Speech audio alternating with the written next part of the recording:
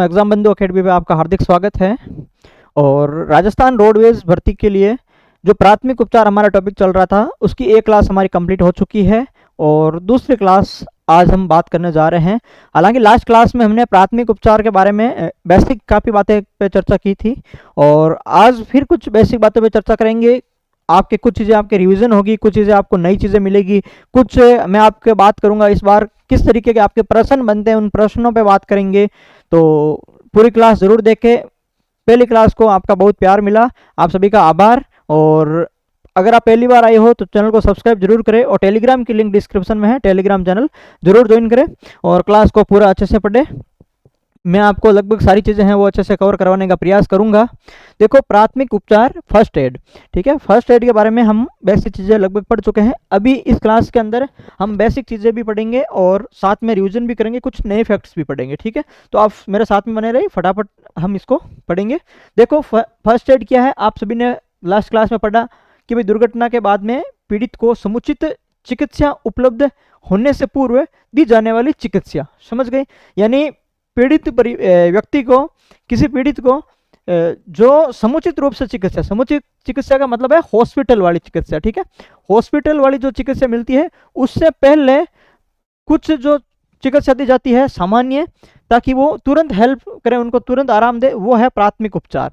यानी तुरंत अल्पकालिक और कम तकनीक या कम प्रशिक्षण से दी जाने वाली जो चिकित्सा है वो प्राथमिक उपचार है, ठीक है। ये कुछ टेक्निकल वर्ड है, कॉमन सेंस वर्ड है, ये ध्यान में रखिए, हो सकता है कहीं प्रश्न में इसका उपयोग हो, ठीक है। शब्दों की उत्पत्ति या फिर इस फर्स्ट एड जो शब्द है इसकी उत्पत्ति की बात करें तो फर्स्ट एड शब्द सर्वप्रथम saint John ambulance association England द्वारा अपनाया गया, ठीक है। देखो, saint John ambulance association England द्वारा अपनाया गया सर्वप्रथम। आपको ये याद रखना, मैं जो आपको बोलूं कि भाई ये फैक्ट्स है, ये आपको याद करना है, वो आपको एक व्हाइट पेज में नोट कर लेना है। बाकी सारी जो चीज़ें हैं वो आपके कॉमन सेंस की चीज़ें हैं, इसलिए कॉमन सेंस की चीज़ें आपको वैसे नोट करने की जरूरत नहीं है, आपको वैसे याद रह जाएगी, ठीक है। जैसे ये आपके हैं, ये आपको नोट करनी है, ये आपको याद रखना है कि फर्स्ट एड शब्द है वो सर्वप्रथम saint John ambulance association England द्वारा अपनाया गया। अब देखो, आकस्मिक परिस्थितियां कैसी हो सकती है, किन किन परिस्थितियों में फर्स्ट एड प्राथमिक उपचार की आवश्यकता पड़ती है। तो चोट लगना, हड्डी टूटना, विस्फान, डूबना, मूर्छा, गर्मी या सर्दी लगना भी प्राथमिक उपचार है। और सड़क दुर्घटना, खेल में चोट, मशीन से हाथ कटना, आग, बिजली का झटका, यानी कॉमन सेंस की बातें हैं। जो भी आपके आसपास में शरीर को जो है व्यक्ति को नुकसान पहुंचाने वाली जो घटना है वो सभी क्या है, इससे आकस्मिक परिस्थिति के अंदर आते हैं। तो ये जो है याद रखने लायक यहाँ पर कोई बात नहीं है। प्राथमिक उपचार के उद्देश्य हमने पढ़ा कि स्वास्थ्य लाभ का संवर्धन करना, जीवन रक्षा करना और स्थिति को ज्यादा बिगड़ने से रोकना, थोड़ा अल्पकालिक आराम मिले फिर हॉस्पिटल इसको ले जाना, ये प्राथमिक उपचार के उद्देश्य हैं। कॉमन सेंस से याद रह जाएंगे, ठीक है। प्राथमिक जो उपचार पेटी है, जो फर्स्ट एड बॉक्स है, ये जो फर्स्ट एड बॉक्स आता है उस बॉक्स के अंदर क्या क्या चीजें हैं, लास्ट क्लास में भी हमने कुछ चीजें बात की थी, इस बार भी बात करेंगे, इस बार थोड़ी अलग तरीके से बात करेंगे, ठीक है। दर्द निवारक गोलियां, देखो कुछ आवश्यक दवाइयां और इनके उपयोग है। जो आपके आवश्यक दवाइयां किसमें होनी चाहिए, फर्स्ट एड बॉक्स के अंदर होनी चाहिए। और कुछ दवाइयां हैं जो एनी टाइम आपके घर के अंदर उपलब्ध हो और इनके कुछ जो है उपयोग है, क्या क्या है वो अपन देख लेते हैं। सामान्य सी बातें हैं कि दर्द निवारक गोलियां आपको रखनी है, जैसे सर दर्द की है, पेट दर्द, बुखार, जुखाम, खांसी, उल्टी, दस्त, ठंड और चक्कर। यानी ये जो सामान्य जो बीमारियां हैं, ये जो सामान्य लक्षण है, ये सभी क्या है आम हमारे जो घरों के अंदर होते रहते हैं, किसी न किसी के आधी रात को भी कभी भी हो सकते हैं। तो इनके लिए क्या है, आपको दर्द निवारक गोलियां एनी टाइम घर में रखनी चाहिए, ताकि क्या है आपके ये उपयोग में आए। तो दर्द निवारक गोलियां उस बॉक्स के अंदर हो। उसके बाद में एक अमृत धारा, एक अमृत धारा आती है जो हैजा, उल्टी और दस्त में काम आता है, ठीक है। जैसे ORS गोल वगैरह आते हैं या फिर जो भी है, अमृत धारा उसको रखना है, हैजा, उल्टी और दस्त। प्रश्न आता है कि हैजा, उल्टी और दस्त के समय कौन सी आवश्यक दवाइयों का है वो प्रयोग किया जा सकता है। ऑप्शन के अंदर आएगा आपके, मान लो फिटकरी, ग्लिसरीन, बोरोलिन, पंचनोल, अमृत धारा, ऐसे ऑप्शन आते हैं। तो आपको सही आंसर कौन सा करना है, अमृत धारा, जो हैजा, उल्टी और दस्त के रूप में काम आता है। यानी आपको जो ये दर्द निवारक दवाइयां हैं उनको शॉर्ट के अंदर नोट करना है, ठीक है। अमृत धारा, हैजा, उल्टी, दस्त। पंचनोल के अंदर आपको एपच और पेट दर्द, जो पंचनोल है वो एपच और पेट दर्द में काम आता है। ग्लूकोज है वो क्या है, कमजोरी दूर करने के लिए, ऊर्जा देने के लिए ग्लूकोज, जो ग्लूकोन डी वगैरह पीते हैं, या खिलाड़ी जो खेलते समय इंस्टेंट ऊर्जा के लिए ग्लूकोज पीते हैं। कार्बोहाइड्रेट होता है वो शरीर को क्या है तुरंत ऊर्जा देता है। तो किस लिए कौन सा प्रयोग करते हैं? कमजोर या ऊर्जा हेतु ग्लूकोज। उसके बाद में आता है एक तो बोरोलिन, सभी को पता है। बर्नोल, नारियल या जैतून का तेल भी सभी उपयोग में लेते हैं, ये घाव, जली या त्वचा पर लगाने हेतु। देखो घरों के अंदर बोरोलिन भी है, नारियल तेल भी सबके घरों के अंदर मिलता है। आप सभी ने देखा होगा जब भी आपके कहीं पे लग जाती है त्वचा पे, कहीं पे लगती है तो अपन नारियल तेल लगाते हैं, जिससे क्या है खरोंट है वो जल्दी आता है। ठीक है, तो वही है जो नारियल तेल भी घरों के अंदर होना चाहिए, बोरोलिन भी होना चाहिए, ताकि क्या है घाव या फिर जली हुई त्वचा पर लगाने हेतु काम आए। ग्लिसरीन है तो घरों के अंदर होनी चाहिए, या सबके घरों के अंदर होती है भाई। ठीक है, ये फेस पे लगाने के लिए घरों के अंदर ब्यूटी प्रोडक्ट के रूप में इसका प्रयोग करते हैं। मुंह के जो छाले होते हैं वो ग्लिसरीन से दूर हो जाते हैं। फिटकरी भी सभी घरों के अंदर लगभग मिल जाती है, ये रक्तस्राव रोकने के लिए इसका उपयोग करते हैं। आपने देखा होगा सैलून के अंदर जो आपके नाई है उनके पास में ये फिटकरी मिलती है। जब भी वो दाढ़ी कटिंग वगैरह करती है तो आपके यहाँ पर मान लो दाढ़ी करते समय कट वगैरह लग जाता है, तो वो क्या करता है फिटकरी का टुकड़ा उठा के यहाँ पे ऐसे करके वो आपकी क्या है फिटकरी लगा देता है, जिससे क्या जो रक्तस्राव है वो रुक जाता है। तो फिटकरी का प्रयोग क्या है रक्तस्राव को रोकने के लिए किया जाता है। प्रश्न आता है, प्रश्न ऐसा आएगा कि फर्स्ट एड बॉक्स के अंदर रक्तस्राव को रोकने के लिए निम्न में से किसका प्रयोग किया जा सकता है? इसके अंदर आएगा बोरोलिन, ग्लिसरीन, फिटकरी, चार ऑप्शन आएगा फिटकरी। प्रश्न आएगा कि मुंह के छाले हेतु किसका प्रयोग किया जाता है? ग्लिसरीन का। या आएगा ग्लिसरीन का प्रयोग है वो निम्न में से किस घटना के पर प्रयोग किया जा सकता है? तो मुंह के छाले रोकने हेतु ग्लिसरीन का प्रयोग किया जा सकता है। तो किसी तरीके से जो है आपका प्रश्न आ सकता है। Spirit, boric powder, spirit, boric powder और टिंचर, ये जो है उपकरण और घाव को कीटाणु रहित करने हेतु काम आता है। जो ये स्प्रिट है, ये स्प्रिट भी रखता है, बोरिक पाउडर और एक टिंचर आता है, जो भी उपकरण प्रयोग में लेते हैं, ठीक है, इलाज के लिए, उस उपकरण या फिर कोई भी घाव है, घाव को कीटाणु रहित करने के लिए प्रयोग करते हैं। जैसे आपने कहा कि आयोडीन से धोना चाहिए, सॉरी आयोडीन नहीं, डिटॉल, तो ठीक है, डिटॉल से क्या करता है कीटाणु रहित करता है, वही स्प्रिट, बोरिक पाउडर और टिंचर करता है, जो उपकरण या फिर घाव को कीटाणु रहित करता है। ये ध्यान में रखें। आयोडेक्स, आयोडेक्स क्या करता है? घाव रहित जो चोट होती है, घाव रहित चोट, उसमें मालिश करने हेतु काम आता है। यानी जहां पर अंदर की चोट लगती है, घाव वाली चोट पे तो आयोडेक्स हम लगाते नहीं है, जहां पर अंदर की हड्डी पे, हड्डी के अंदर की जो चोट लगती है, जो बाहर से दिखाई नहीं देती है और जो अंदर से दर्द होता है, उसके लिए हम आयोडेक्स यूज करते हैं। सभी के घरों के अंदर आयोडेक्स मिल जाती है। ठीक है, बाम वगैरह भी अपन है वो भी सभी के घरों के अंदर मिल जाती है। आजकल मूव वगैरह जो ट्यूब आ जाती है, स्प्रे वगैरह आ जाता है, वो भी काम में लेते हैं। तो वही काम है आयोडेक्स का। घाव रहित चोट है तो मालिश है तो काम में लेते हैं। ठीक है, तो इन चीजों का, यानी कुछ भी नया नहीं है, बेसिक चीजें हैं जो सभी के घरों के अंदर यूज होती है। आप सभी को उन चीजों का पता है, बस आपको उनको पहचानना है एग्जाम के दृष्टि के हिसाब से।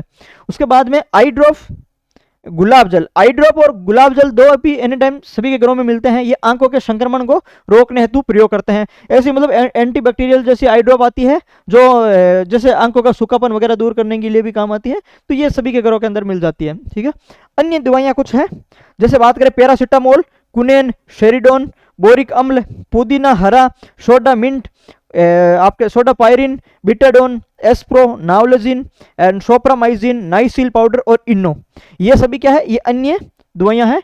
आधे से ज्यादा यहाँ पर जो है आप लोगों ने नाम सुना होगा, घरों में मिल जाती है, और इनका डिटेल भी हम आगे से पढ़ेंगे कि कौन सी चीज़ है वो कहाँ पर यूज की जा सकती है। बेसिक चीज़ें हैं जो आपको ध्यान में रखने की आवश्यकता है।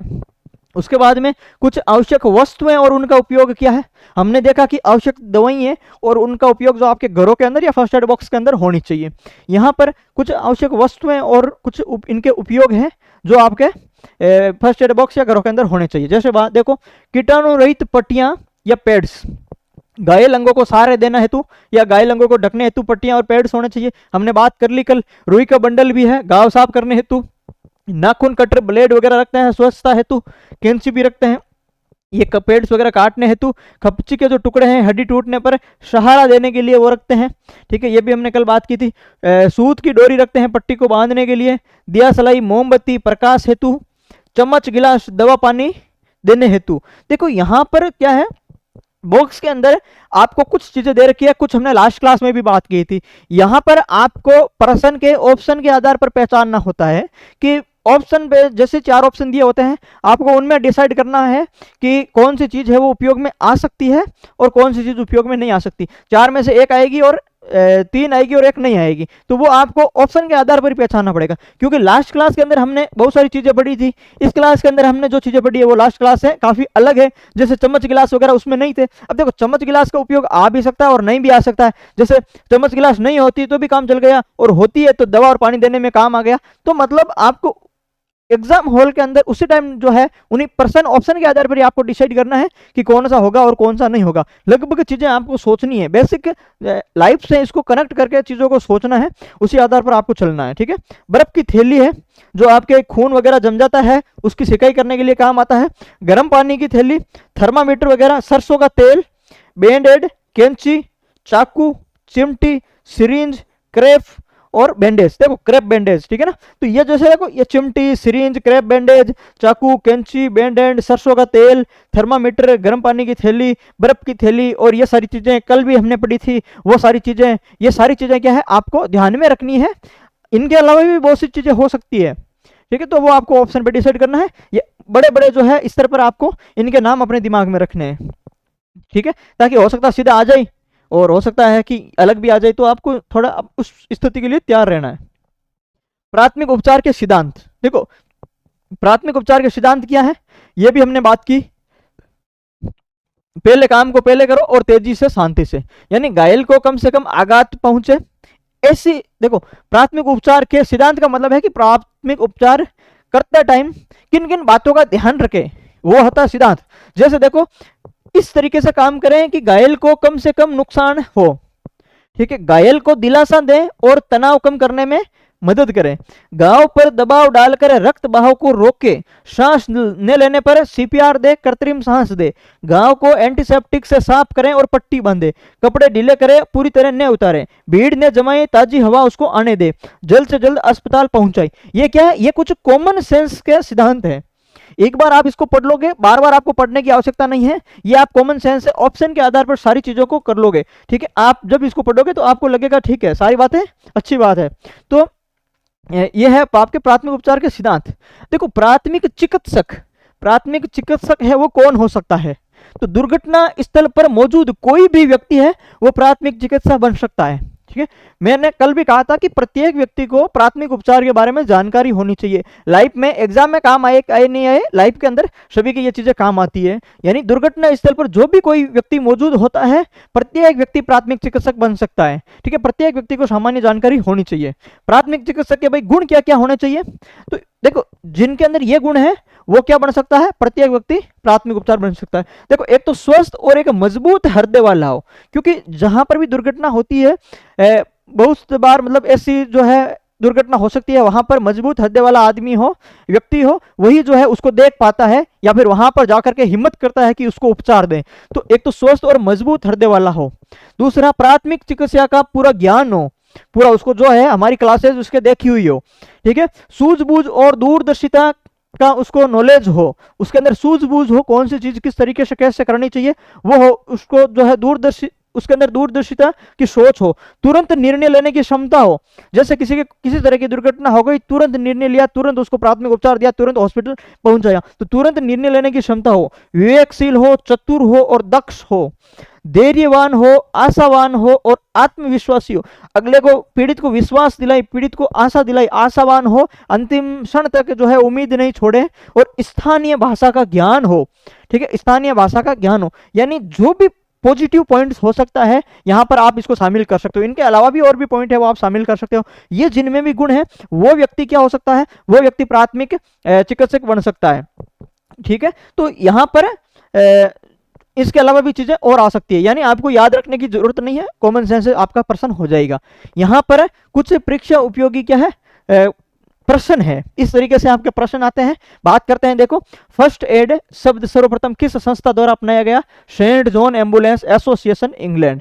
ग्लूकोज का उपयोग किसके लिए किया जाता है, कमजोरी और ऊर्जा देने हेतु। मुंह के छालों के लिए कौन सी दवा प्रयोग होती है, ग्लिसरीन होती है। उपकरणों और घाव को कीटाणु रहित करने के लिए क्या प्रयुक्त होता है, स्पिरिट, बोरिक पाउडर और टिंचर। ये हमने पढ़े हैं सारे के सारे, ठीक है। रक्तस्राव रोकने के लिए कौन सी वस्तु उपयोगी है, फिटकरी। अस्थिभंग, हड्डी टूटने पर सहारा देने के लिए क्या उपयोग किया जाता है, कपच्ची के टुकड़े, ठीक है। आंखों के संक्रमण में कौन सी दवाएं उपयोगी है, आई ड्रॉप या गुलाब जल। घाव रहित चोट पर हल्की मालिश करने हेतु कौन सी दवा लगाई जाती है, आयोडेक्स लगाई जाती है। भाई जो चीजें हमने पढ़ी है सारी चीजें वही है, इसी तरीके से जो है आपके प्रश्न पूछा जाएगा भाई, ठीक है। अब देखो प्राथमिक चिकित्सक के कार्य क्या, फंक्शंस ऑफ फर्स्ट एडर।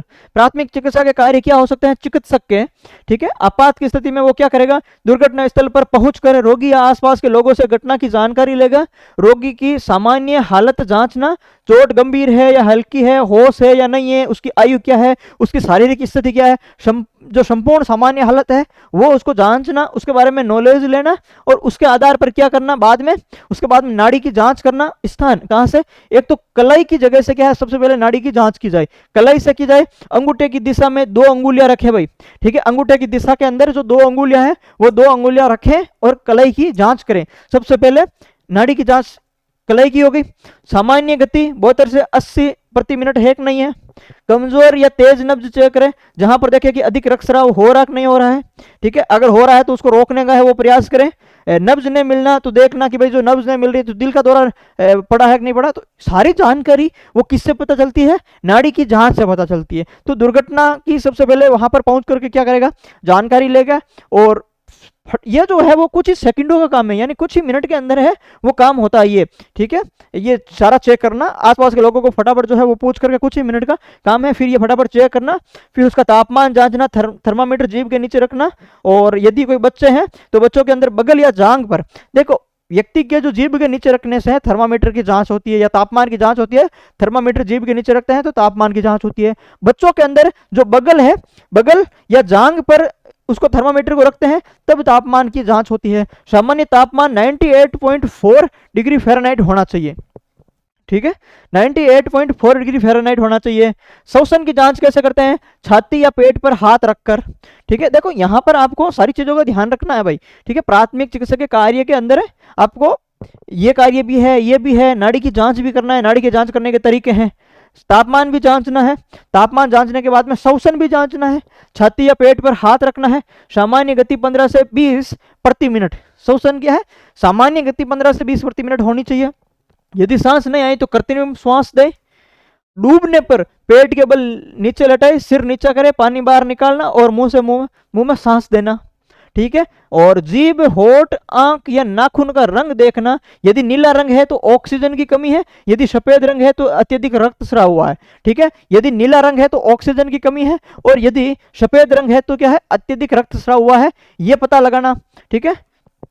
उसके बाद में रक्तस्राव यानी आंख, नाखून, ये सभी के होठ नीले पड़ जाते हैं, होठ सफेद पड़ जाते हैं, जीभ, आंख, नाखून सभी का रंग है वो देखा जाता है। सभी का नीला पड़ जाएगा या सभी का सफेद पड़ जाएगा। सभी का सफेद पड़ेगा तो अत्यधिक रक्तस्राव होगा और सभी का नीला पड़ेगा, इसका मतलब ऑक्सीजन की कमी हुई है, ठीक है। रक्तस्राव की जांच करेंगे, कान में देखेंगे रक्तस्राव हो रहा है, नाक में, मुंह में या किसी भी अंगों से रक्तस्राव देखेंगे कि भाई कहीं से जो है वो रक्तस्राव तो नहीं हो रहा है, तो ये चेक करेंगे इन अंगों से। फिर जलना देखेंगे, भाई क्यों जला, कारण क्या है, कितने डिग्री और प्रभावित अंग कौन कौन सा है, ये सारी चीजें नोट करनी है। डिग्री मैंने आपको बताया था, first degree burn, second degree burn और थर्ड डिग्री बर्न। मैंने कल की क्लास में आपको तीनों चीजें बताई है, वो देख लेना, ठीक है। तो वो चेक करेगा कि भाई व्यक्ति जला क्यों है, जलने का कारण क्या है, भाई बिजली से जला है या किसी आग से, किस तरीके का जलन है, ठीक है। भाप से, गैस से जलने के बहुत सारे कारण होते हैं, तो कारण पता लगाएगा। फिर वो देखेगा शरीर के आधार पर, चमड़ी के आधार पर देखेगा कि वो जो जलन है वो जलन है मतलब कितने डिग्री पर बर्न हुआ है वो देखेगा। प्रभावित अंग कौन सा है वो सारी चीजें यहाँ पर देखना, ठीक है। हड्डियां टूटना और जोड़ विस्थापन सावधानी से जांच कर उचित उपचार करना। वो देखेगा कि हड्डियां है अगर किसी की टूट गई तो कहाँ से टूटी है, क्या क्या है, उसको कैसे जोड़ा जाएगा, कहाँ से टूटी है, कहाँ तक कितनी वो खपची लगानी है उसको सहारा देने के लिए। तो सारा जो चीजें ये कौन देखता है, ये प्राथमिक चिकित्सक देखता है, ठीक है। तो ये क्या है, ये आपके प्राथमिक चिकित्सक के कार्य हैं। आपात की स्थिति में उनको क्या क्या कार्य करना चाहिए, ये सारी चीजें आपको यहाँ पर ध्यान रखनी है, ठीक है। उसके बाद में देखो यदि कोई जहर वाले लक्षण है, किसी ने जहर खा लिया है तो पहले लक्षण पहचानना, नमक का घोल पिला करके उसको क्या करना, उल्टी करवाना। नमक का घोल पिला करके उल्टी कराना और उल्टी की सामग्री सुरक्षित रखना जहर पहचान हेतु कि भाई कौन सा जहर इसने खाया है, उल्टी की सामग्री भी सुरक्षित रखना, ठीक है। उसके बाद में रोगी की जो है दैनिक देखभाल है वो किस तरीके से की जाती है, ये तो कंप्लीट हो गया, ठीक है। प्राथमिक चिकित्सक के जो है कार्य वो कंप्लीट हो गए, उसको क्या क्या कार्य आने चाहिए, क्या कार्य है उसको करने चाहिए। ठीक है, वो आपको ध्यान में रखना है, प्रश्न यहाँ से पूछा जा सकता है। फिर जो रोगी है, उस रोगी की दैनिक देखभाल किस तरीके से की जाती है, ये देखें कि देखो मल मूत्र एक तो विसर्जन है, यदि शौचालय नहीं जा सकता है तो बिस्तर पर बर्तन में और सफाई का विशेष ध्यान रखें। यानी मल मूत्र विसर्जन है, यदि रोगी है वो शौचालय नहीं जा सकता तो उसको जो है बिस्तर पर बर्तन में, किसी बर्तन में करवाए और सफाई का विशेष ध्यान रखें। ठीक है, स्नान, स्नान है वो गर्म पानी से करवाए, असमर्थ रोगी को गीले तौलिए से आप पोंछ लें, साफ कर दें। ठीक है, जो स्नान करने में असमर्थ है उनको गीले तौलियों से साफ कर दें। बाकी स्नान है वो रोगी को किससे, गर्म पानी से करवाना चाहिए। ये भी जैसे इस तरीके से कॉमन सेंस वाले प्रश्न आ सकते हैं, हालांकि चीजें कॉमन सेंस की है। मुंह, दांत और जीभ की सफाई, मुंह, दांत और जीभ की सफाई, रोगी को बैठा करके और विसंक्रामक गोल से कुल्ला करवाना। ठीक है, विसंक्रामक जो गोल है उससे कुल्ला करवा के मुंह, दांत और जीभ की सफाई करवाना। दवा देना डॉक्टर की सलाह के अनुसार ही, समय, मात्रा और डॉक्टर की बताई विधि के अनुसार। डॉक्टर कब कब जो है वो दवा लेनी है, कितनी कितनी मात्रा में लेनी है और किस किस तरीके से दवा लेनी है, सभी जो है वो आपको दिन प्रतिदिन की घटना के अंतर्गत आते हैं। तो ये जो है आपके दैनिक देखभाल का तरीका रहेगा किसी भी रोगी का। उसके बाद में देखो यहाँ पर कुछ क्वेश्चंस है आपके प्रैक्टिस के लिए, क्या है, किस तरीके के प्रश्न आएंगे। तो देखो यहाँ पर सामान्य व्यक्ति की नाड़ी की गति कितनी होती है, 72 से 80 प्रति मिनट। नब्ज कमजोर और तेज हो, ये किस स्थिति का संकेत है भाई, अधिक रक्तस्राव। यदि नब्ज कमजोर हो और तेज हो, इसका मतलब क्या हुआ, अधिक रक्तस्राव होगा वहां से। यदि नब्ज का पता नहीं चलना किस स्थिति का संकेत है, दिल का दौरा पड़ना। सामान्य शरीर का तापमान कितना होता है, 98.4 डिग्री फ़ारेनहाइट होता है। सामान्य श्वसन की गति कितनी होती है, 15 से 20 प्रति मिनट होती है। रोगी के होंठ या जीभ का नीला पड़ना संकेत किसका है, ऑक्सीजन की कमी है भाई। ठीक है, मैंने आपको बताया कि नीला पड़ना ऑक्सीजन की कमी है और सफेद पड़ना रक्त की कमी है। डूबे व्यक्ति को किस अवस्था में रखना चाहिए, पेट के बल और चेहरा नीचे की ओर हो। जहर की स्थिति में रोगी को क्या करना चाहिए, नमक का घोल पिला करके क्या, उल्टी करवानी चाहिए। ठीक है, नमक का घोल पिला करके क्या करवाना चाहिए, उल्टी करवाना चाहिए। तो ये इस तरीके से आपके क्या है प्रश्न बनते हैं, इनको आपको ध्यान में रखना है। उसके बाद में यहाँ पर आपके कुछ चोटों के प्रकार है। ठीक है, कौन कौन सी चोट है वो आपके होती है। तो देखो यहाँ पर देखो, जैसे कोमल ऊतकों की चोट है, ये सॉफ्ट टिश्यू है। और उसके बाद में यहाँ पर अस्थियों की चोट है, बोन इंजरी है। और यहाँ पर जोड़ों की चोट है, विस्थापन है, यानी जॉइंट इंजरी आपके डिसलोकेशन है। तो ये आपके क्या है, चोटों के ये प्रकार है। कोमल ऊतकों की चोट है, अस्थियों की चोट है और जोड़ों की चोट है।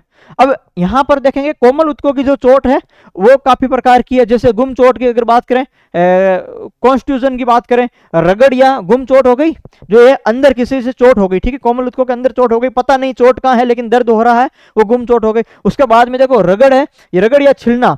ठीक है, रगड़ या छिलना है, रगड़ लग गई या किसी चीज से छिल गई, वो आपकी कोमल सॉफ्ट टिश्यू की जो ऊतक को चोट पहुंचाने वाली जो है चीजें हैं वो यहाँ पर आती है। घाव लग गया या चीरा लग गया, खरोंच आ गई, खिंचाव हो गया मांसपेशियों का और मोच आ गई। ठीक है, मोच बोलते हैं स्प्रेन, खिंचाव स्ट्रेन, और आपके क्या है खरोंच। ये जो सारी जो चीजें हैं, खरोंच, खिंचाव, मोच, घाव, चीरा, रगड़, छिलना, और ये सभी क्या है कोमल ऊतकों की चोटें हैं।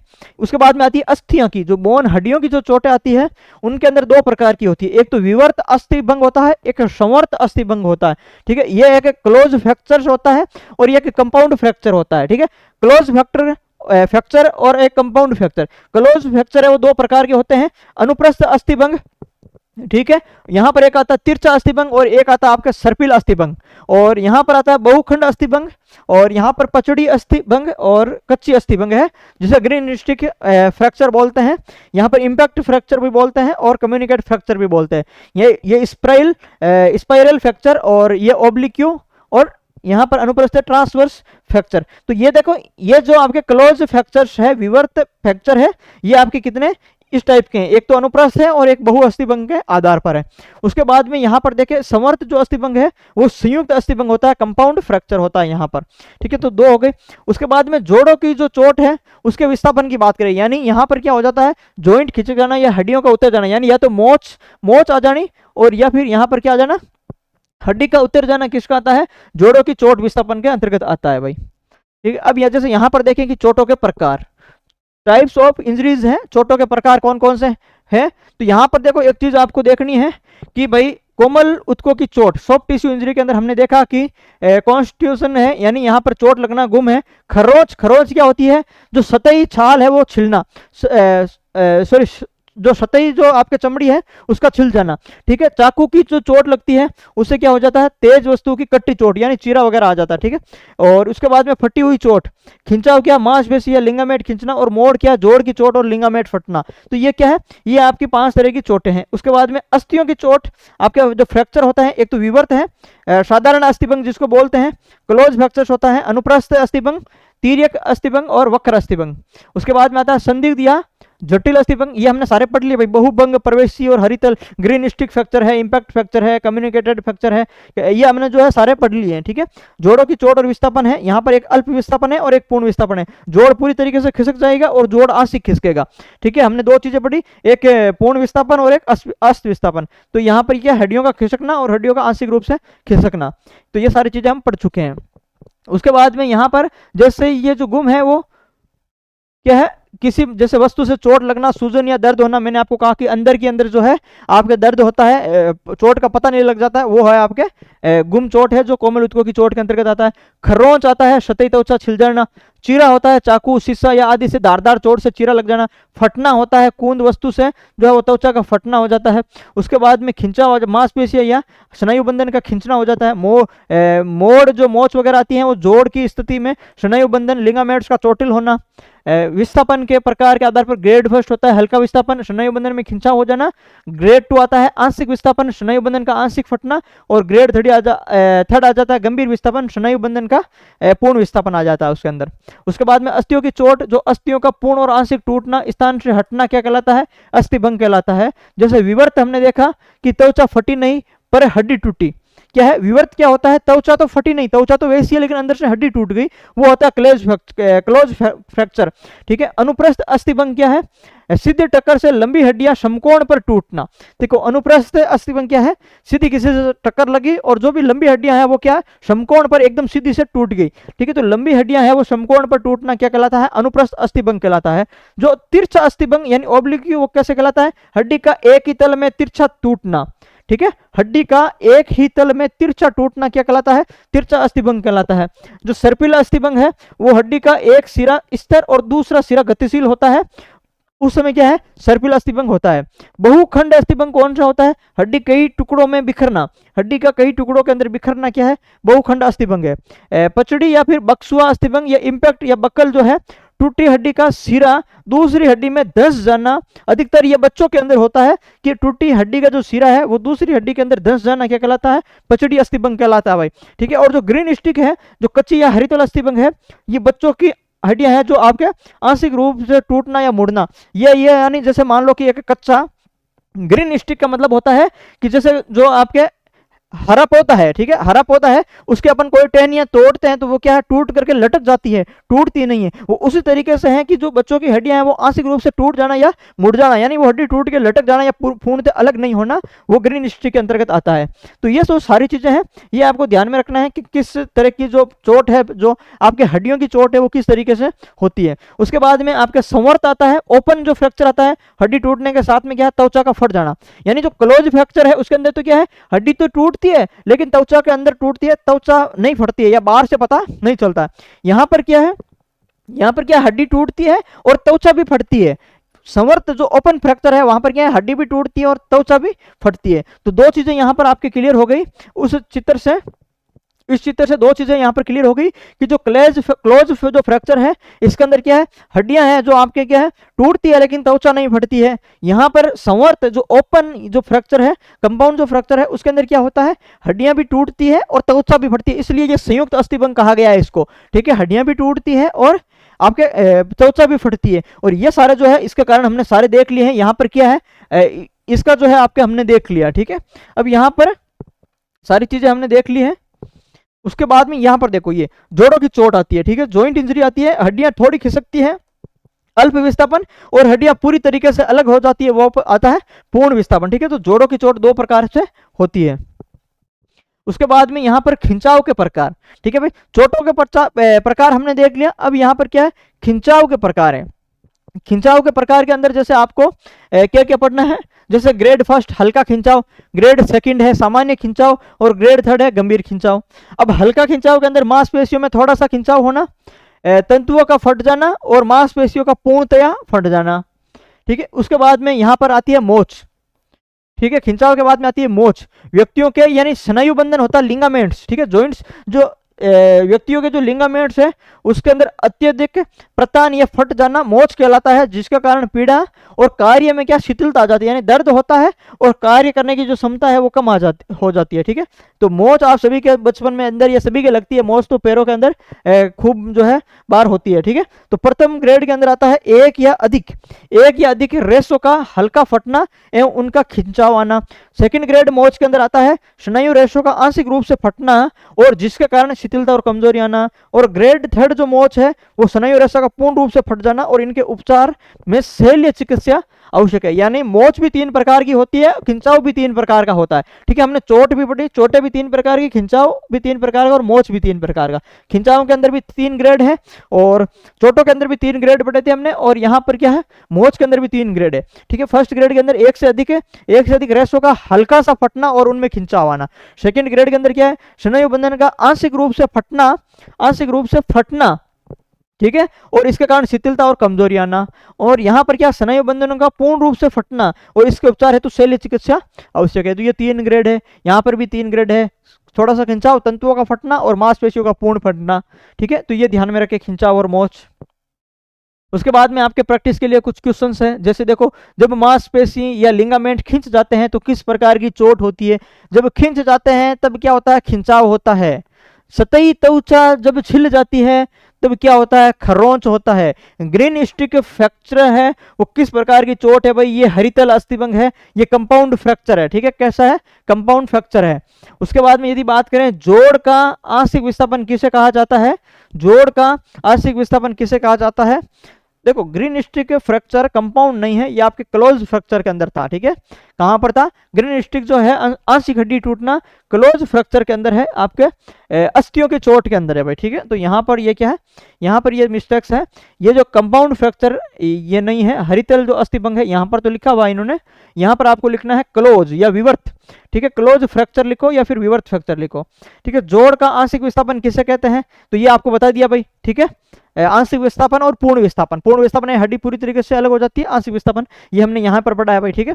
ये हमने यहीं पर पढ़ा है। जो जोड़ों की चोट है आपके सबलक्षण जो होता है अल्प विस्थापन, जोड़ की हड्डियां थोड़ी सी खिसकती हैं, आंशिक विस्थापन होता है। और पूर्ण विस्थापन बोलते हैं इसको लक्सेशन, ठीक है। ये पूर्ण विस्थापन होता है हड्डियां पूरी तरीके से इसमें अलग होती है। तो लक्सेशन और सब लक्सेशन, सब लग जाता है तो अल्प हो जाता है और लक्सेशन पूर्ण हो जाता है, ठीक है। तो ये आपको थोड़ा ध्यान में रखना है। उसके बाद में यहाँ पर स्पाइरल फ्रैक्चर किस प्रकार की अस्थिभंग है, ये आपके कौन सी थी वक्र वाली थी, ठीक है। वक्र अस्थिभंग थी, ये क्लोज है, यहाँ पर भी देख लो ये आपके लिखा हुआ है, ठीक है। स्पाइरल ये सर्पिल वक्र स्पाइरल सारे एक ही चीज है, स्पाइरल को सर्पिल को वक्र को सारी एक ही चीज है, ठीक है।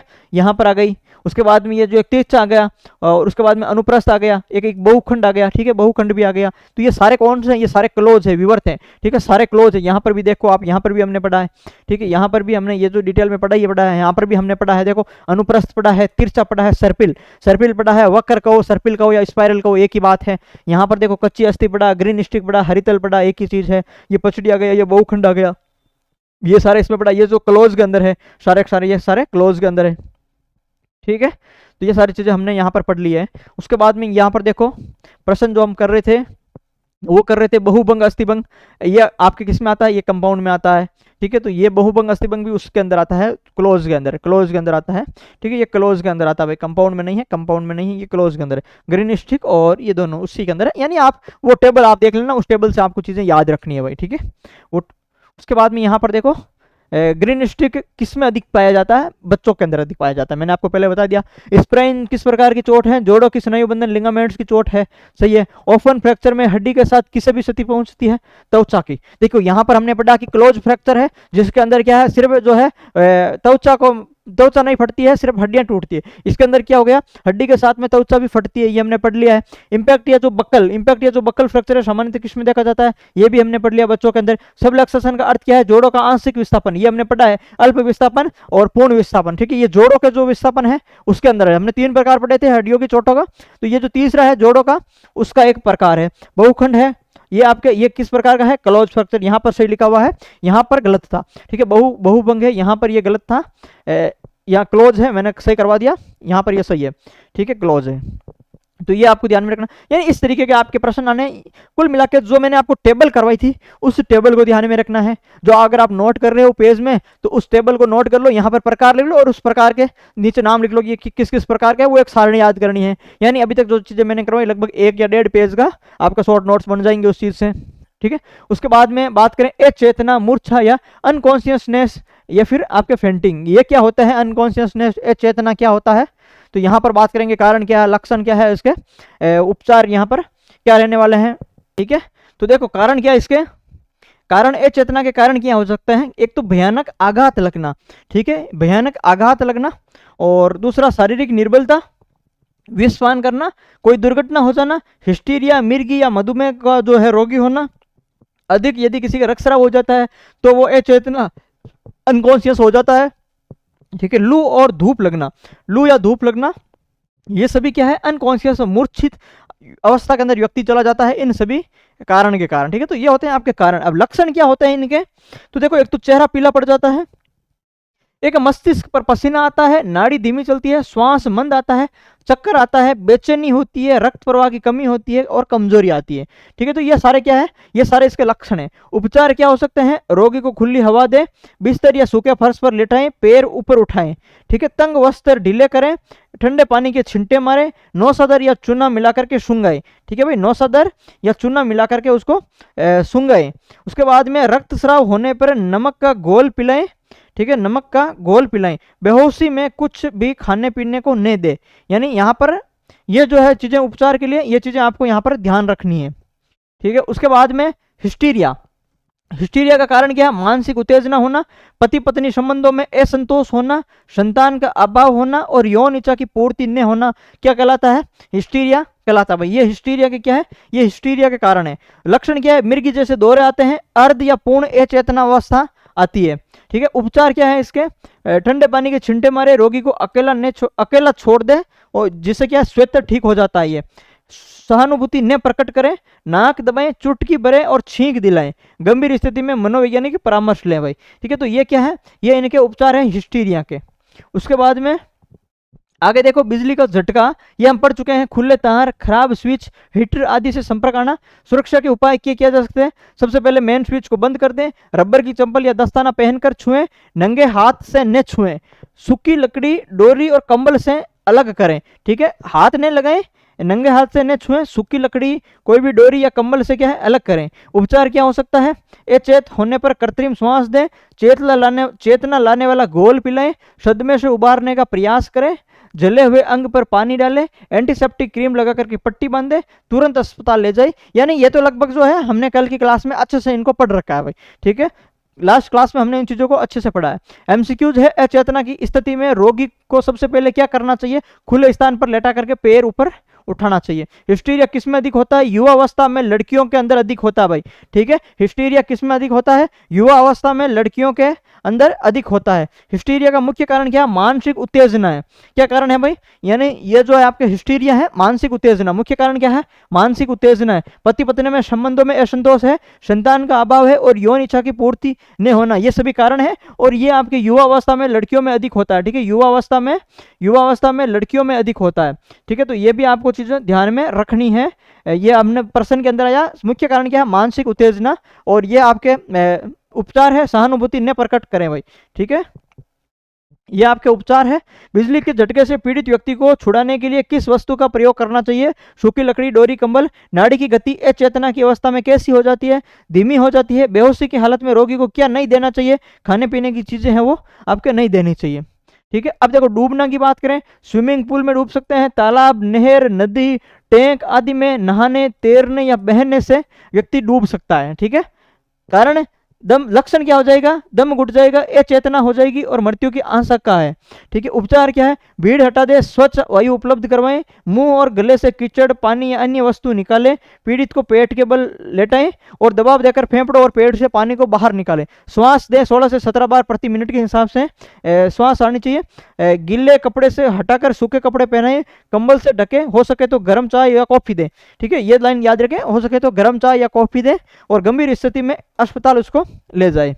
ये सारी चीजें हम देख चुके हैं। यदि बर्न हो जाता है तो हमने 3 प्रकार के बर्न पढ़े थे, फर्स्ट डिग्री, सेकंड डिग्री और थर्ड डिग्री। यहाँ पर कुछ बेसिक चीजें देख लेते हैं। त्वचा मांसपेशी तंतु का विकृत होना, त्वचा लाल होना, फपोले होना, वस्त्र चिपकना। प्राथमिक उपचार क्या है? पीड़ित को जमीन पर लिटा करके कंबल से लपेट करके बुझाएं। कंबल से देखो आग बुझाई जाती है, ठीक है। गैस की टंकी वगैरह में भी आग लग जाती है तो कंबल से आग है वो बुझाई जाती है, ठीक है। तो कंबल से जो है आपके आग बुझाएं। कपड़े सावधानी से उतारे, चिपके कपड़े कैंची से काटे, फपोले ने फोड़े, ठीक है। घरेलू उपाय क्या है? अलसी का तेल, चूने का पानी जले स्थान पर लगाई। तेजाब से जले पर मीठा सोडा घोले, यानी अलसी का तेल और चूने का पानी तो जहां पर स्थान जले वहां पर लगाए। यदि व्यक्ति कोई तेजाब से जला है तो तेजाब से जले पर क्या है? मीठा सोडा का जो घोल है वो लगाई। और तुरंत ठंडे पानी में डुबोना 3-4 घंटे तक, ठीक है। तुरंत ठंडे पानी में डुबोना 3-4 घंटे तक और फिर अस्पताल ले जाएं। उसके बाद में आग से सुरक्षा के लिए कार्यालय और वर्कशॉप में अग्निशमन यंत्र रखे, रेत और पानी की बाल्टियां रखे। गैस एलपीजी से आग लग जाए तो गैस सप्लाई काट दे, शुष्क चूर्ण यंत्र है वो रखें और गीला कंबल है वो प्रयोग करें, ठीक है। ये लाइन याद रखें, गीला कंबल का है वो प्रयोग करें, गैस की सप्लाई काट दे और शुष्क जो चूर्ण यंत्र है वो भी रखें, ठीक है। और अग्निशमन यंत्र और रेत, ये पानी की बाल्टी आपने देखा होगा ऑफिसों अंदर, कार्यालयों के अंदर रखी हुई होती है, तो वो आग की सुरक्षा के लिए रखते हैं। विद्युत से यदि आग लगती है तो CO2 शुष्क चूर्ण और रेत का प्रयोग करना चाहिए, पानी या झाग वाले यंत्रों का प्रयोग नहीं करें भाई, ठीक है। विद्युत से आग लगती है तो पानी या झाग वाले यंत्रों का प्रयोग है वो नहीं करें। उसके बाद में यहाँ पर देखो श्वास अवरोध, ठीक है। यदि किसी के श्वास अवरोध होता है तो क्या है? पर्याप्त ऑक्सीजन न मिलने की स्थिति में ऐसा होता है, लक्षण हो जाएगा कमजोरी और चक्कर आएगा, सांस लेने में कठिनाई होगी, नब्ज तेज होगी, चेहरा, होंठ और अंगुलियां क्या है? नीली पड़ जाएगी। हमने कहा कि नीली ऑक्सीजन की कमी से क्या पड़ती है? ऑक्सीजन की कमी से नीली पड़ती है, तो यहां पर हो जाएगा। उपचार क्या है इसका? कारण है, ये जो कारण है वो हटाएं। कपड़ा, फंदा, गैस या दबाव जिसका कारण भी आई है, श्वास के अंदर अवरोध हुई है, वो सभी हटा दे भाई, ठीक है। ये तो कपड़ा से ढकने के कारण आई है या फंदे के कारण आई है या फिर यहाँ पर जो है ऐसी गैसेस फैली हुई हो जिसके कारण श्वास में कठिनाई हो, उसके कारण आई हो, ठीक है। धुआं वगैरह जो भी दबाव वगैरह है वो सभी चीजें हटाएं। डूबे व्यक्ति को पेट के बल लिटाएं, ठीक है। यहाँ पर डूबने के कारण यदि श्वास नहीं आ रही है तो डूबे व्यक्ति को पेट के बल लेटाएं और कृत्रिम श्वास दें। यदि कोई किसी व्यक्ति के गले में सूजन हो तो बर्फ है जो उसको चूसने के लिए दे। यदि गले में, मैंने आपको बताया कि बर्फ पास में रखें, वो सूजन को कम करने के अंदर काम आता है, ठीक है। तो यदि गले के अंदर किसी की सूजन हो तो बर्फ को मुंह में रखे, उसको चूसें, जिससे क्या है? गले की सूजन कम हो जाती है। विषैली गैस, विषैली गैस के कारण यदि जो है आपके श्वास बंद हुआ है तो उसे खुली हवा में ले जाए। यदि वस्तु कोई फंसी हो गले के अंदर तो कंधे थपथपाई या उल्टी करवाई, ठीक है। यदि गले के अंदर कोई वस्तु, आपने देखा होगा बचपन के अंदर जब भी हम खाना वगैरह खाते हैं अपन गले के अंदर कुछ चीजें फंस जाती है श्वास नली के अंदर, तो अपन क्या? पीठ थपथपाते हैं, ठीक है। घरों के अंदर जो भी बड़े बुजुर्ग होते हैं वो क्या करते हैं? पीठ पे जोर से मारते हैं, ठीक है। कुछ चीजें खाना खाते समय कुछ फंसता है तो अपन जोर से खांसते हैं, तो खांसते पे पीठ में मारते हैं। इसका कारण यही है कि कुछ वस्तु अगर गले में फंसी है तो पीठ को थपथपाएं और उल्टी कराएं, ठीक है। पीठ को थपथपाएं और उल्टी कराएं। तो ये सारी चीजें क्या है? कॉमन सेंस की चीजें, बेसिक चीजें हैं। श्वास अवरोध के लिए आपको ध्यान में रखना है, एक ये ध्यान में रखे भाई बर्फ चूसने को दे, आप घरों के अंदर भी इसका प्रयोग कर सकते हैं, ठीक है। उसके बाद में यहाँ पर कुछ प्रैक्टिस क्वेश्चन है। डूबे हुए व्यक्ति को पानी से बाहर निकालने के लिए किस अवस्था में रखा जाता है? पेट केवल अधोमुखी अवस्था के अंदर, ये शब्द भी याद रखें, अधोमुखी, ठीक है। तेजाब से जले अंग पर क्या लगाना चाहिए? मीठे सोडे का घोल। विद्युत आग बुझाने के लिए कौन सा यंत्र उपयुक्त है? तो CO2 शुष्क चूर्ण यंत्र या फिर रेत, पानी वगैरह यहाँ पर उपयोग में नहीं लेते हैं, ठीक है। श्वास अवरोध में होठ या अंगुलियां नीली पड़ना किसकी कमी का संकेत है? ऑक्सीजन की कमी का। फंपोले को जलने की स्थिति में क्यों नहीं फोड़ना चाहिए? क्योंकि संक्रमण का खतरा रहता है। श्वास, कृत्रिम श्वास कितनी बार प्रति मिनट दी जाती है? 16 से 17 बार प्रति मिनट दी जाती है। तो ये सारी चीजें आपको याद रखनी है यहाँ पर, ठीक है। आंख, कान, नाक में बाहरी यदि वस्तुएं फंस जाती है, आंख, कान, नाक के अंदर बाहरी वस्तुएं फंस जाती है तो क्या करना? आंख है वो मलनी नहीं चाहिए, ऐसे मतलब आंख के अंदर कुछ वस्तु पड़ जाती है तो आंख को ऐसे बार बार हाथ से मलनी नहीं चाहिए, ठीक है। रोशनी की ओर रखें, पलकों को खींच करके देखें और वस्तु निकालें। ऊपर पलक हो तो पानी में आंख डालकर पलक ऊपर नीचे करें, ठीक है। न निकले तो नरम रुई से ढककर डॉक्टर को दिखाएं भाई। यदि कोई न निकले तो नरम रुई से ढक के डॉक्टर को दिखाएं। यदि कोई कान में कोई चीज फंस जाती है बाहरी तो कीड़ा जाने पर कान में तेल या स्प्रिट डाले, कीड़ा बाहर आ जाएगा। और यदि कोई अन्य वस्तु चली जाए तो डॉक्टर को दिखाएं। यदि नाक के अंदर रोगी के मुंह से सांस लेने को कहे, यदि नाक के अंदर कोई चीज चली जाती है तो रोगी को मुंह से सांस लेने के लिए कहें और डॉक्टर के पास ले जाएं, ठीक है। उसके बाद में यदि किसी ने जहर खा लिया तो देखो प्रवेश मार्ग, जहर खाने के श्वास से यदि कोई जहर जाता है, वो जहरीली गैस, धुआं या फिर लपटें, इसके माध्यम से जो है आपके जहर जा सकता है। निगलने से दूषित भोजन, दवाई, अफीम, एल्कोहल, तेजाब या जो भी है, इसके निगलने से आपके जहर होता है। इंजेक्शन या काटने से, सुई का जो है आपके इंजेक्शन लगा दिया, जहरीले कीट या जानवर के काटने से भी है वो जहर फैलता है। तो ये सभी क्या है, ये सभी है प्रवेश मार्ग है जहर के शरीर में जाने का। उपचार क्या है, बेहोश हो तो कृत्रिम श्वास दें, उल्टी करवाने का प्रयास करें, होठ या जीभ जलने पर पानी या दूध दें और डॉक्टर की देखरेख में विशेष उपचार करवाएं। ये तो हो गया। उसके बाद में यहाँ पर देखो, विषैले कीट या काटने पर, सामान्य कीड़े या मकोड़े की बात करें, डंक को सुई या तीखी वस्तु से निकालें। देखो यदि सामान्य कीड़े या मकोड़े नहीं, यदि कहीं पर काटा है, यहाँ पर किसी भी डंक काटा है तो आपको डंक दिख जाती है, तो उसको सुई या फिर किसी तीखी वस्तु से उस डंक को निकाल लें। ठीक है। स्पिरिट या एमोनिया या मीठे सोडे का पानी लगाएं और पट्टी बांधें। ठीक है। ये चीजें ध्यान में रखें, आपके घरों के अंदर काम आने वाली चीजें हैं। यदि सामान्य कीड़े या मकोड़े ने काट लिया है तो डंक को, ठीक है, डंक को तीखी सुई से निकाले, स्पिरिट, एमोनिया या मीठे सोडे का जो पानी है वो लगाए और पट्टी बांधे। यदि मधुमक्खी और यदि बर्ड ने काटा तो नींबू का रस या नींबू प्लस नमक लगाएं भाई। ठीक है। यदि मधुमक्खी ने काटा है तो नींबू का रस या नींबू प्लस नमक लगाएं। यदि बिच्छू ने काटा है तो काटे स्थान पर नमक का संतृप्त घोल लगाए और इसके विपरीत कान में 4 बूंदे डालें। ठीक है। कान के अंदर 4 बूंद डाले और नमक का संतृप्त घोल लगाए भाई, यदि बिच्छू ने काटा हो तो। यदि कोई अन्य कीड़े काटते हैं तो लहसुन का रस, घी लगाएं और रस्सी कसकर बांधे भाई। ठीक है। लहसुन का रस लगाए, घी लगाएं और रस्सी कसकर के बांधे। ये सारी चीजें याद रखें। ठीक है। आपको क्या क्या करना है।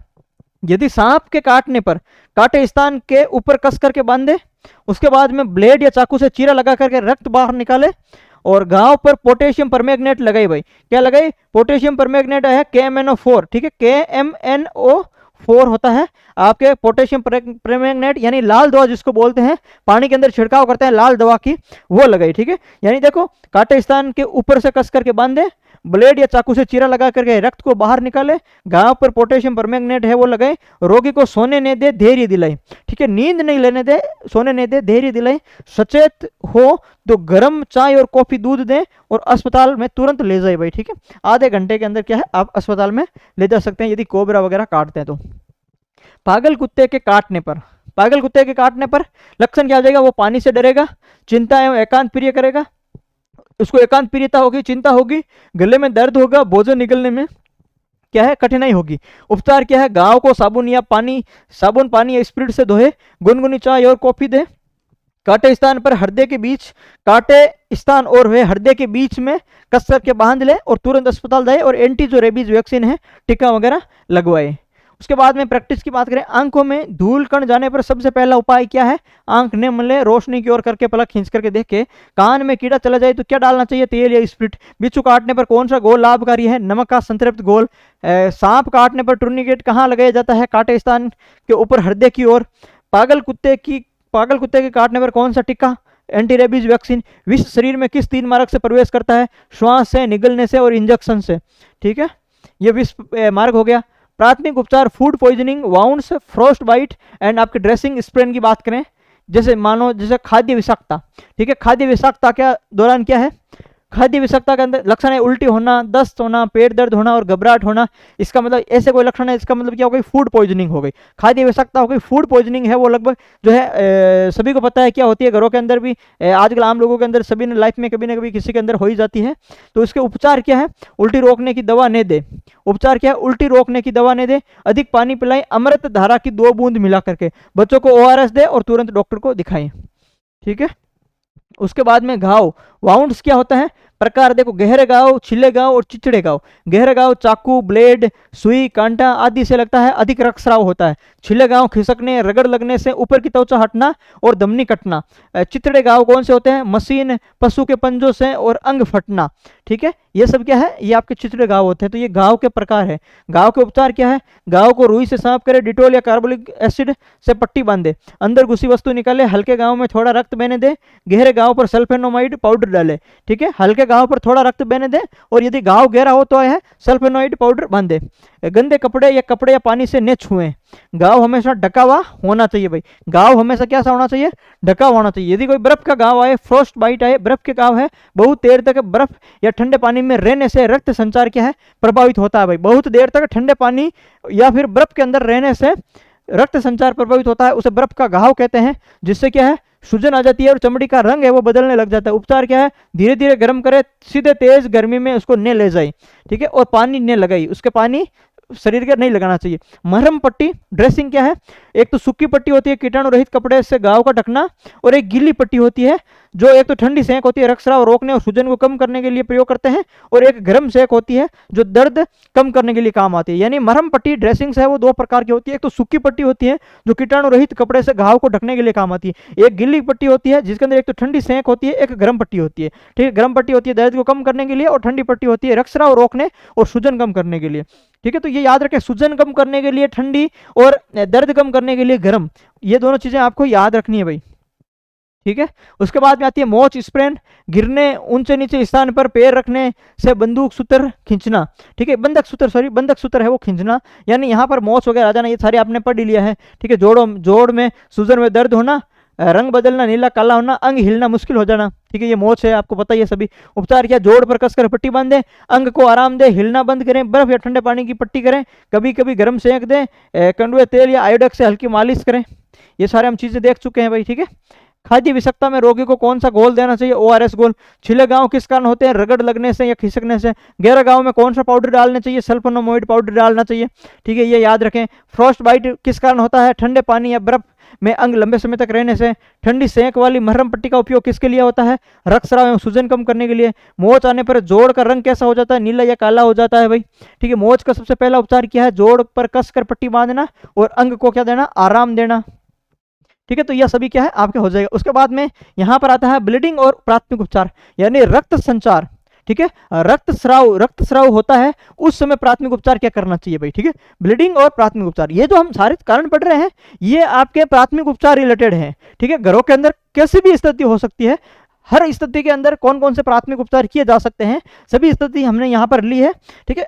सभी का अगला स्टेप तो हॉस्पिटल ही है, लेकिन हॉस्पिटल जाने से पहले जो तुरंत जो अल्पकाल के लिए जो प्रक्रिया की जाती है वो सभी प्राथमिक उपचार है, इस बात का ध्यान रखें, ठीक है। सभी घटना के अंदर आप जो है यहाँ पर टेम्परेरी उपाय कर रहे हो, बाकी अगला स्टेप तो कौन सा? हॉस्पिटल ही है सबका, ठीक है। इस बात का आप विशेष ध्यान रखें कि जो रक्तस्राव और ब्लीडिंग के दौरान जो है वो आपके प्राथमिक उपचार कौन सा होता है। अब यहाँ पर यदि धमनी रक्तस्राव हो, धमनी रक्तस्राव क्या हो जाता है?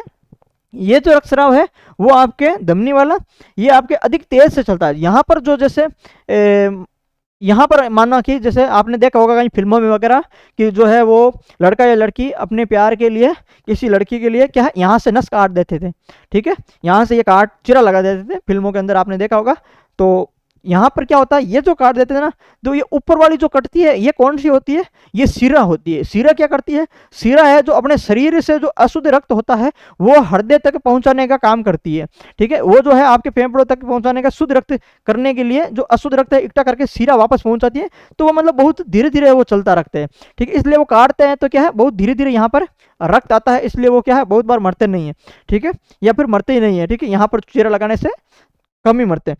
अब क्या है कि इसके जो धमनी है, धमनी क्या शरीर के अंदर है, यानी ऊपर जो नाड़ी दिख रही है वो सभी सिरा है, धमनी है वो गहराई के अंदर है। अब धमनी वो जो सिरा है जहां से हृदय रक्त को है वो बहुत तेजी से पंप करता है, शरीर के सभी भागों में भेजता है, वो बहुत ही मतलब जो है स्पीड से वहां पर रक्त जाता है। यदि किसी की धमनी कट जाए ना तब रक्त बहुत तेजी से बाहर निकलता है, तो वहां पर क्या है, मृत्यु की संभावना अधिक रहती है। तो एक धमनी का रक्तस्राव होता है, एक सिरा का रक्तस्राव होता है, ठीक है। तो अंदर धमनी की अगर रक्तस्राव होता है वो नुकसानदायक है, सिरा का रक्तस्राव फिर भी जो है आपके कुछ भी नहीं। यहाँ पर देखो, ये मैंने आपको कहा बहाव धीरे धीरे होता है, सतत रूप में होता है, ठीक है। यहाँ पर देखो जो धमनी का है वो रक्त चमकीला लाल है, यानी ये हृदय से शुद्ध रक्त है जो शरीर के अंगों की ओर बहुत तेजी से पंप होता है, ठीक है, वो होता है धमनी रक्तस्राव, ठीक है। वो धमनी के माध्यम से होता है, झटकों के साथ हृदय की धड़कन के अनुसार ये रक्त है वो बहता है। हृदय के निकट जो चोट लग जाती है इस पर, तो यह अधिक खतरा होता है, क्योंकि यहाँ पर क्या है, रक्त बहुत तेजी से निकलता है। यदि धमनी से रक्तस्राव होता है तो उपचार क्या है, घायल को लिटा दे, अंग को ऊपर उठाए रखे, घाव पर कसकर पट्टी बांधे, न रुके तो हृदय की ओर दबाव है वो दे। टिंचर आयोडीन फेरिक क्लोराइड घोल लगाए भाई, ठीक है, फेरिक क्लोराइड घोल और टिंचर आयोडीन घोल है वो लगाए। घाव पर एंटीसेप्टिक छिड़के और आपके टेट्वेक इंजेक्शन लगाई। एक इंजेक्शन आता है, इंजेक्शन का नाम क्या है, टेट्वेक, ठीक है। तो टिंचर आयोडीन फेरिक क्लोराइड घोल लगाए और यहाँ पर एंटीसेप्टिक छिड़के और टेट्वेक इंजेक्शन लगाए और विजातीय वस्तु हो, कोई वस्तु अंदर हो तो उसको निकाले, ठीक। अब यहाँ पर देखो सीरा रक्तस्राव, ये रक्त गहरा लाल और नीलापन लिए हुए होता है। नीलापन यहाँ पर कैसा होता है, हमने कहा कि नीलापन ऑक्सीजन की कमी से होता है। शुद्ध रक्त है, चमकीला लाल है, इसका मतलब यहाँ पर ऑक्सीजन है, ये तो शुद्ध रक्त है। ये क्या है, अशुद्ध रक्त है, ठीक है। गहरा लाल और नीलापन है, यानी यहाँ पर ऑक्सीजन की कमी है। अशुद्ध रक्त का मतलब हो गया कि ऑक्सीजन कम और कार्बन डाइऑक्साइड की मात्रा ज्यादा है, जो शरीर से वो ले जाके फेफड़े तक देगी, वहां से वो निकाल करके वापस बाहर कार्बन डाइऑक्साइड जो है वापस बाहर फेंक देगी। तो बहाव धीरे धीरे होता है, ये हमने पढ़ लिया। इसका बहाव तेज होता है, ये सतत धार में चलता है, ठीक है। और इसका उपचार क्या है, एंटीसेप्टिक घोल में भिगो करके पट्टी बांधे, हृदय से विपरीत दिशा में टूर्निकेट लगाए, घाव पर, ठीक है, घाव पर रुई का मोटा पेड़ लगाकर दबाएं और टिंचर आयोडीन या सल्फरमाइन या मरकरी की क्रीम लगाएं, ठीक है। ये आपको ध्यान में रखना है। उसके बाद में एक होता है कोशिकीय रक्तस्राव, जो है सामान्य या साधारण रक्तस्राव है। ये रक्त मंद गति से बहता है और ये रक्त रंग सामान्य लाल होता है। उपचार क्या है, घाव को स्वच्छ कर विजातीय पदार्थ लगाएं, स्थल को कस करके दबाएं, स्वच्छ पट्टी को पानी से भिगो करके बांध दें। अगला आता है नाक से रक्तस्राव, नोज ब्लीडिंग होती है, जिसको आपके नक्सीर बोलते हैं। तो यदि नक्सीर होती है किसी के, तो वो कारण है गर्मी से, किसी की टक्कर लगने से, या कोई पतली झिल्ली है वो फट जाती है, जिसके कारण क्या है, रक्तस्राव होती है। इसके उपचार क्या है, रोगी को सिर पीछे झुका करके खिड़की के सामने बैठाएं, यानी हवा आने दे ठंडी, और सिर ऐसे पीछे झुका करके बिठा दें। नाक, चेहरे या गर्दन पर ठंडा कपड़ा रखें। और आप सभी ने देखा होगा, ये नक्सीर तो सभी के लगभग बचपन में आती थी या फिर अभी भी आती होगी, गर्मी की वजह से आती है, तो इसके बारे में सबको पता है। नाक, चेहरे या गर्दन पर ठंडा कपड़ा रखे, गर्दन में छाती को ढीले कपड़े ढीले करें, और यहाँ पर पैरों को गर्म पानी में रखें, ठीक है। पैरों को गर्म पानी पे रखें और नाक और चेहरे, गर्दन पर क्या ठंडा कपड़ा रखे और यहाँ पर गर्दन ऊपर रखे। रोगी नाक जोर से साफ न करें, मुंह से सांस ले। बर्फ या फिटकरी के पानी से नाक धोएं, नाक में रुई या गोंद पट्टी लगाएं। हाइड्रोजन पेरा ऑक्साइड या पीली पट्टी की ढेली को पानी में भिगोकर सूंघाएं। गर्म पेय इसको नहीं दे और तुरंत डॉक्टर को दिखाएं, ठीक है। तो यह क्या है, आपके नक्सीर का उपचार है। अब उसमें देखो, धमनी से निकलते वाला रक्त कैसा होता है, चमकीला लाल और झटकों के साथ में निकलता है। सिरों से रक्तस्राव का रंग कैसा होता है, गहरा लाल या नीलापन होता है। कोशिकीय रक्तस्राव कैसा होता है, मंद गति से सामान्य लाल होता है। नक्सीर आने पर रोगी को कैसा बैठाना चाहिए, सिर पीछे झुका करके खुली हवा के सामने। नक्सीर रोकने के लिए पैरों को कहाँ रखना चाहिए, गर्म पानी में। धमनी रक्तस्राव रोकने के लिए कौन सा घोल पिलाते हैं, ठीक है, घोल लगाया जाता है, सॉरी, टिंचर आयोडीन और फेरिक क्लोराइड का घोल है वो लगाया जाता है। तो ये आपके क्या है, ये आपके क्वेश्चंस है। उसके बाद में बात करें प्राथमिक उपचार, क्या बात करें, प्राथमिक उपचार जिसके अंदर आता है नस खींचना, जोड़ उतरना और अस्थिभंग होना। प्राथमिक उपचार में क्या आता है, नसें खींचना, जोड़ उतरना और अस्थिभंग होना, ठीक है। अब इनका देखो प्राथमिक उपचार क्या क्या हो सकता है। यदि किसी की मसल्स पुल या स्ट्रेन होता है, नस खिंच गई, खेलते समय दौड़ भाग में या उछल कूद के समय कोई नस खिंच गई, तो क्या है, आयोडेक्स की हल्की मालिश करें और हल्की कसरत है वो करें। यदि किसी का जोड़ उतर गया, डिसलोकेशन हो गया, तो हड्डी टूटी नहीं है पर जोड़ से हट गई है, तो असहनीय दर्द होगा और अंग हिलना डुलना बंद हो जाएगा, ये इसके लक्षण रहते हैं, ठीक है। ये बच्चों के अंदर काफी बार होता था। कार्य करने की शक्ति नहीं होती है और जोड़ पर सूजन आ जाती है। उपचार क्या है इसके, रोगी को आराम से लिटाएं, अंग को नहीं हिलाएं, बर्फ की थैली या ठंडे पानी की पट्टी रखें, खपची पेट बांध करके स्थिर करें, तुरंत डॉक्टर को दिखाएं। कोहनी उतरने पर हाथ को सीलिंग में लटकाएं, ठीक है। ये सारी चीजें आपको वैसे ही पता है। उसके बाद में यदि अस्थिभंग फ्रैक्चर हो गया, परिभाषा है हड्डी टूटने की अवस्था है, सूजन, असहनीय दर्द होगा, हिलाने पर कठिनाई आएगी और कट की आवाज आएगी, ठीक है। यहाँ पर हड्डी टूटने की अवस्था होती है। यदि गंभीर अवस्था हो जाएगा तो शरीर असक्त हो जाएगा और शरीर क्या हो जाएगा, मूर्छा हो जाएगा। अब देखो अस्थिभंग में एक तो स्प्लिंट विधि आती है। यदि जांग या टांग की अगर टूट गई हो तो रोगी को सीधा लेटाए, टांग सीधी करें, दोनों टांगों को एक साथ में बांधे और खपची तलुए से जांग तक बांधे। यदि खोपड़ी की हड्डी टूट गई हो तो रोगी को सीधा बैठाए, सिर पर ठंडी पट्टी रखें और डॉक्टर की सलाह तक अन्य कार्य न करें। ऊपरी बाहें हैं, रोगी को बैठाएं, कोनी मोड़ें, हाथ को स्लिंग में लटकाएं, खपची बांधे। यदि अगर बाहु है तो 2 चौड़ी खपचियां समकोण में बांध करके हाथ को कोनी से मोड़ करके स्लिंग रखें। यदि हथेली अंगुली है तो हथेली की लंबाई की खपची रुई के साथ में लगाएं, तिकोनी पट्टी से बांध दे। तो ये सारी क्या है, ये सारी चीजें आपके कॉमन है, ठीक है। और यदि रीढ़ की हड्डी टूट गई है तो आपके 3 लोग सावधानी से उठाएं, सिर, छाती, कुल्ला और पैर यहां से पकड़ें, स्ट्रेचर तख्ते पर लेटाएं। लापरवाही से उठाने पर लकवे का खतरा है वो यहां पर हो सकता है। उसके बाद में स्लिंग हो जाता है, कोहनी या आपके कंधे, हंसली की हड्डी को सहारा देने हेतु, ठीक है। कपड़ा दुपट्टा तिकोना मोड़ करके बांधा जाता है और गले के पीछे से बांधकर बाहें को लटकाया जाता है, ये स्लिंग के कार्य हैं। स्ट्रेचर क्या करता है, मरीज को सुरक्षित स्थान पर ले जाने हेतु सामग्री लकड़ी, लाठी, कंबल, दरवाजा, तख्ता होता है और मरीज की लंबाई या चौड़ाई के अनुसार क्या है, स्ट्रक्चर बनाया जाता है। तो ये आपको ध्यान रखना स्ट्रेचर, ठीक है। ये आजकल तो सीधे आते हैं, बनाने की जरूरत नहीं है। और यहाँ पर ये स्लिंग है, इसका प्रयोग किया जाता है। तो ये सारी चीजें हैं, ये ध्यान में रखना है। उसके बाद में देखो प्रैक्टिस है, जोड़ उतरने पर सबसे पहले क्या करें, अंग को स्थिर कर देना चाहिए। अस्थिभंग की स्थिरता में कौन सी आवाज सुनाई देती है, कट कट की, ठीक है। ये जो सारी चीजें हैं ये आप पढ़ लेना, ठीक है। मैं पीडीएफ उपलब्ध करवा दूंगा कि जांग टांग टूटने पर किस विधि से बांधा जाता है, खपची या दोनों टांगों को बांधकर। खोपड़ी की हड्डी टूटने पर क्या करना चाहिए, रोगी को सीधा बैठा सिर पर ठंडी पट्टी रखें। ये 3 लोग सहारा देकर बिना मोड़े स्ट्रेचर और तख्ते पर रखें। स्लिंग किस चोट में उपयोग होती है, कोहनी, कंधा, हांसली की हड्डी जो अगर टूट जाती है तब स्लिंग का उपयोग किया जाता है। स्ट्रेचर बनाने में कौन कौन सी सामग्री काम आती है, लाठी, कंबल, रस्सी, दरवाजा, ये जो सारी कॉमन सेंस की बातें हैं यहाँ पर। उसके बाद में यहाँ पर देखो कृत्रिम श्वसन विधि, ये क्या है, सीपीआर वाली बात की है मैंने आपको, ठीक है। लेकिन यहाँ पर क्या कृत्रिम श्वसन विधि जो आर्टिफिशियल रेस्पिरेशन मेथड से यहाँ पर 3-4 प्रकार की है। जब रोगी स्वयं सांस लेने में असमर्थ हो, डूबने, जलने, बेहोशी आदि में उसकी जो है वो श्वसन क्रिया चलाने के लिए कृत्रिम श्वास दी जाती है। इनकी कुछ विधियां हैं, उन विधियों को आपको याद रखना है भाई, ठीक है। सीपीआर के बारे में मैंने आपको लास्ट क्लास के अंदर बताया था।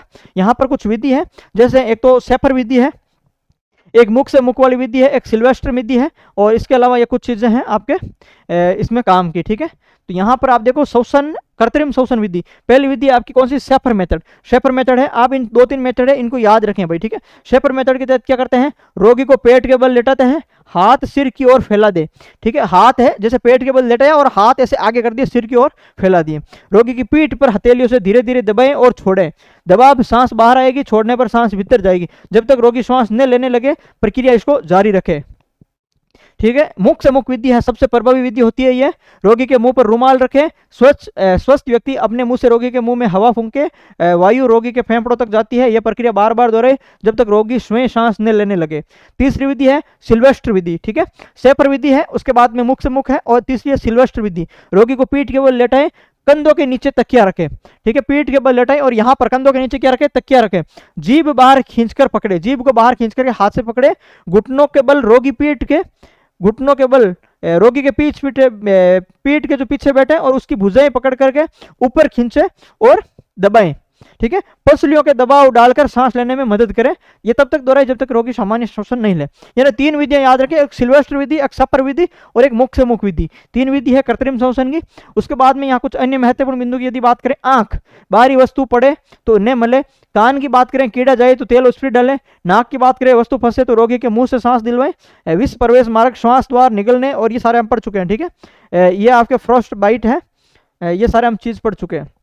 उसके बाद में प्रैक्टिस, कृत्रिम श्वसन सबसे प्रभावी विधि कौन सी है, मुख से मुख विधि, ठीक है। याद रखें शेफर विधि में रोगी को किस अवस्था में लिटाया जाता है, पेट के बल, ठीक है। देखो यहाँ पर क्या है, यहाँ पर पेट के बल लिटाया जाता है शेफर अवस्था के अंदर, ठीक है। और सिल्वेस्टर अवस्था के अंदर देखो पीठ के बल लेटाते हैं, ठीक है। सिल्वेस्टर अवस्था के अंदर पीठ के बल लेटाते हैं।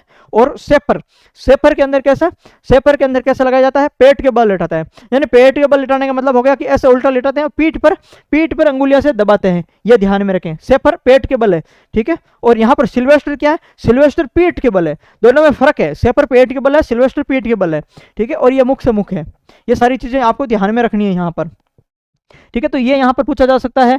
सिल्वेस्टर विधि में रोगी के कंधों के नीचे तकिया रखा जाता है। फ्रॉस्ट बाइट किस कारण होता है, अत्यधिक ठंड या बर्फ में लंबे समय तक रहने से होता है। और ये आपके हम पढ़ चुके हैं, ठीक है। तो यहाँ पर जो है हमने सारी चीजें यहाँ पर लगभग काफी अच्छे तरीके से पढ़ी है। हमने प्राथमिक उपचार की 2 क्लासेज हमने कर लिया, ठीक है। प्राथमिक उपचार की 1 क्लासेज के अंदर हम सामान्य बेसिक चीजें पढ़ी थी, हमने बेसिक चीजें हमने पढ़ी थी, वहां पर भी काफी इंपॉर्टेंट चीजें थी। और सेकंड क्लास के अंदर काफी इंपॉर्टेंट फैक्ट्स है, ठीक है। फर्स्ट क्लास के अंदर जो है शॉर्ट नोट्स बनाने लायक कुछ चीजें थी। इस क्लास के अंदर ठीक ठाक चीजें हैं जो आपके शॉर्ट नोट्स बनाने के लिए काम आएगी। तो वो आप पेज के अंदर साथ साथ में नोट करते जाए, इसको 2 बार देख ले। और पीडीएफ है वो मैं आपको ऐप में उपलब्ध करवाऊंगा। एक चीज है कि आप मेरे को कमेंट करके बताएं कि मुझे यहाँ के मतलब आपके इनके लगभग 500-1000 प्रश्नों की टेस्ट सीरीज आपके लिए बनानी चाहिए या नहीं चाहिए। अगर आप लोगों के 200-300 से ज़्यादा कमेंट अगर आते हैं तो मैं आपके क्या करूँगा, आपके इस टॉपिक से, इसका और यातायात, सारे जो टॉपिक प्राथमिक उपचार और यातायात नियम, इन दोनों को मिला करके लगभग 1000 क्वेश्चन के आसपास में मैं आपकी एक टेस्ट सीरीज बना दूंगा। ताकि आपके वहाँ पर प्रैक्टिस हो जाएगी। लेकिन अगर आप 200-300 से ज़्यादा कमेंट्स करोगे, आपकी डिमांड होगी, तो मैं आपके लिए ये स्पेशली काम करवा सकता हूँ, ठीक है। बाकी क्लासेस मैंने 2 करवा दी है और उम्मीद है कि आपको चीज़ें अच्छे से समझ आई है, अच्छे से मैंने कंटेंट दिया है। इनकी पीडीएफ भी आपको ऐप के अंदर मिल जाएगी, या टेलीग्राम चैनल ज्वाइन कर लीजिए, डिस्क्रिप्शन में इसकी लिंक है। इसके अलावा इसकी एक क्लास में और करवाऊंगा, ठीक है। हालांकि सारी चीज़ें आ गई है, लेकिन फिर भी मैं आपको एक क्लास और करवाऊंगा, जिसके अंदर इनके कुछ रिवीजन हो जाएंगे और कुछ आपको चीज़ें नहीं वहाँ पर देखने को मिलेगी। तो कुल मिलाकर के एक क्लास में और करवाऊंगा, जिससे आपकी क्या है, सारी चीज़ें अच्छे से कवर हो जाएगी प्राथमिक उपचार से रिलेटेड। अब यहाँ पर कुछ चीज़ें यहाँ पर नहीं थी और कुछ चीज़ें पहले से थी। अगली क्लास के अंदर कुछ चीज़ें पढ़ी हुई आएगी और कुछ चीज़ें नहीं आएगी, जिस आधार पर क्या है, आपकी चीज़ें रिवीजन भी हो जाएगी और चीज़ें तैयार भी हो जाएगी, ठीक है। तो यदि आप पहली बार आए हो, चैनल को सब्सक्राइब जरूर करें और टेलीग्राम चैनल को जरूर ज्वाइन करें। क्लास पसंद आ रही है तो लाइक करके कमेंट करें और अपने दोस्तों के साथ में भाई जरूर शेयर करें, ठीक है। मैं आपके लिए मेहनत कर रहा हूँ इतनी, तो आपका फर्ज बनता है कि आप है वो दोस्तों के साथ में शेयर करें।